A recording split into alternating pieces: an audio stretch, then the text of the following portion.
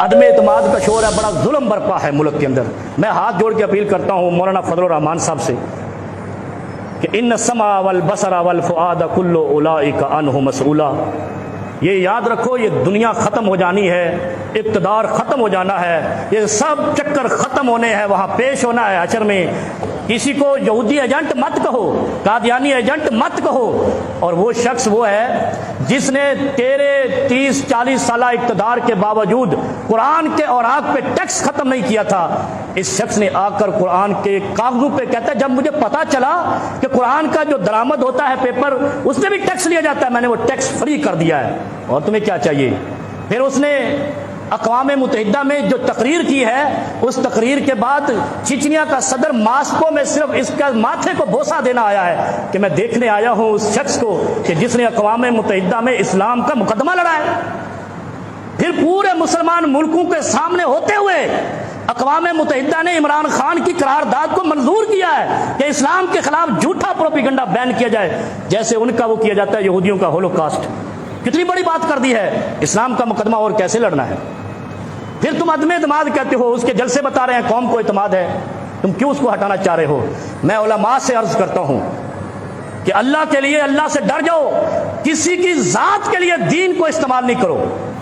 اگر کسی سے مولانا فضل الرحمان کا بغض ہے، اس کا ذاتی ہے، دین اس میں استعمال نہیں کرو۔ اگر وہ دین کے خلاف کہیں جائے تو سب سے پہلے ہم کھڑے ہوں گے انشاءاللہ۔ اور پھر میں آپ کو بتاؤں، ایک اور بیماری چل رہی ہے، اس نے اس کو خرید لیا، اس نے اس کو خرید لیا۔ وہ ایک ممبر ہوتا تھا قومی اسمبلی کا، اس نے کہا یہ مقدس ایوان ہے، دھرنے والوں نے اس پہ حملہ کر دیا ہے، یہ مقدس ہے، اور تیری تقدیس وہاں پہ لٹ گئی۔ جب کسی کا 18 کروڑ ریٹ لگ گیا، کسی کا 15 کروڑ، اس کا مطلب ہے یہ قومی اسمبلی نہیں ہے، یہ مویشی منڈی ہے۔ جو تم سے ہوتا ہے کر لو، لیکن قومی اسمبلی ہے تو قوم کے غیرت مند لیڈر ہونے چاہیے۔ ٹکے ٹکے پہ بکنے والے بکری، کھوتی اور جناب بھینس اور گائے ہوتی ہے، اس لیے میں اس کو مویشی منڈی آج سے کہتا ہوں۔ اگر یہ بکنے والا رواج ختم نہیں ہوا تو قوم کیا غیرت پر، یہ قوم کی نمائندگی کرتے ہیں جو اپنا ریٹ لگواتے ہیں۔ جیسے یہاں پہ کراچی میں ایشیا کی سب سے بڑی منڈی لگتی ہے، یہ 15 لاکھ کا بیل ہے، تم 15 کروڑ کے ہو۔ فرق کیا ہے تمہارے اندر اور گائے اور بیل کے اندر؟ اس لیے میرے بھائی، اس ملک کے ساتھ کھلواڑ نہیں کرو۔ اس شخص نے اسلام کا بھی مقدمہ لڑا ہے۔ اور پھر مزے کی بات جو میں پہلے کر آیا ہوں، 30 سال میں ہمیں کچھ نہیں ملا اس ملک میں، ان فراڈیوں سے مزید 5 سال دے کے آپ نے کیا لینا ہے؟ جو 30 سال میں آپ کو ایک کارخانہ نہیں دے سکے، پانی بجلی گھر نہیں دے سکے، ہم آج بھی چائنا سے منگوا رہے ہیں، کھلونے بھی چائنا سے منگوا رہے ہیں۔ اس لیے اللہ سے ڈرو، اس ملک پہ رحم کرو، اس وطن، اس قوم اور مسلمانوں پہ رحم کرو۔ ہمیں پچھلوں سے کوئی امید نہیں ہے، اس سے ہے یا نہیں، لیکن اس شخص نے کھوتی ہوئی بلڈنگ کو دوبارہ بنانا شروع کر دیا ہے اور صحیح راستے پہ جا رہا ہے۔ ہماری تحقیق کے مطابق اگر کسی کو غلط نظر آتا ہے تو مہنگائی کی وجہ سے، کوئی اس کے علاوہ بھی تو کوئی بھی الزام لگا لو۔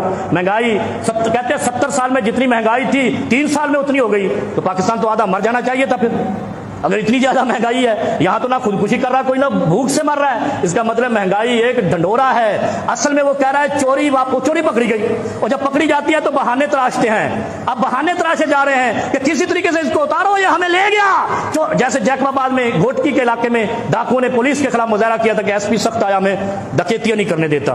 یہ چکر ہے۔ اور ایک مثال میں آپ کو سنا کے بات ختم کرتا ہوں، کیونکہ حق کا ساتھ جو قوم نہیں دیتی، خدا ان کا فَإِنَّ لَهُ مَعِيشَةً ضَنْكَا، جو قوم حق اور باطل کو نہیں پہچانتی، خدا ان کا رزق تنگ کر دیتا ہے۔ کسی کو نہیں سنائی آج تک بات۔